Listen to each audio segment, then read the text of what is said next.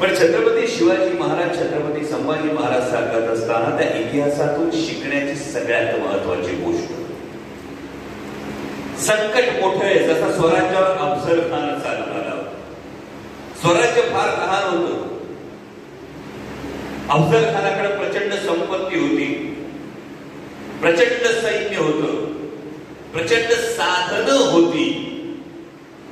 हे सगळं असताना महाराजांनी जेव्हा रणनीती असली, ती रणनीती असताना घोडदळाचं नेतृत्व नेताजी पालकरांना करायला सांगितलं, पायदळाचं नेतृत्व मोरोपंत पिंगळ्यांना करायला सांगितलं, कान्होजी जेठांना सांगितलं.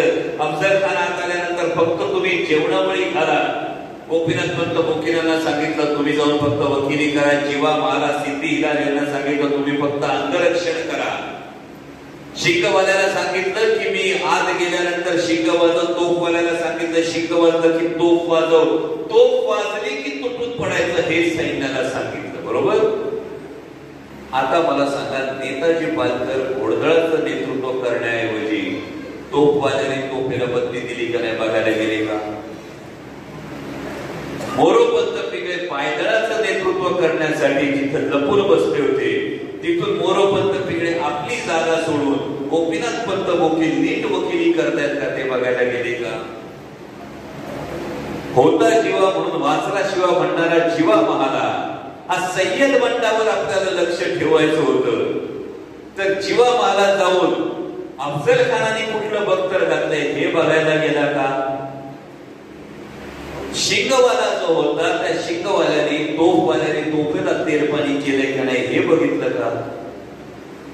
आणि त्यामुळे घटना सरळ सरळ अशी घडली. छत्रपती शिवाजी महाराज आत गेल्याबरोबर शिंगवाल्याने शिंग वाजवलं. आतमध्ये काय होते कुणालाही माहित नव्हतं. तोपर्यंत तोफवाल्याने तोफ वाजवली. जसा तोफेचा बार निघाला तसे तीरासारखे नेताजी पालकर सुटले, तीरासारखे मोरोपंत पिंगळे सुटले. आपापला मार्ग प्रत्येकाला दिला होता. कान्होजी जेठांनी जे पंक्तीला बसले होते ते सगळे छाटायला सुरुवात केली आणि स्वराज्याचा भगवा जरी फटका थेट विजापूरच्या तटबंदी पर्यंत धडकला.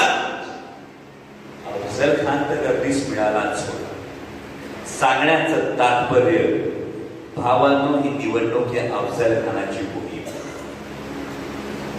त्यामुळे नेताजी पालकरांनी मोरोपंत पिंगळे काय करतात हे बघायला जाऊ नका. मोरोपंत पिंगळेने कान्होजी जेठे काय करतायत हे बघायला जाऊ नका. प्रत्येकाने आपापली जबाबदारी चोख बजावली तर आज रामनवमीच्या दिवशी शिवजन्मभूमीत उभं राहून सांगतोय.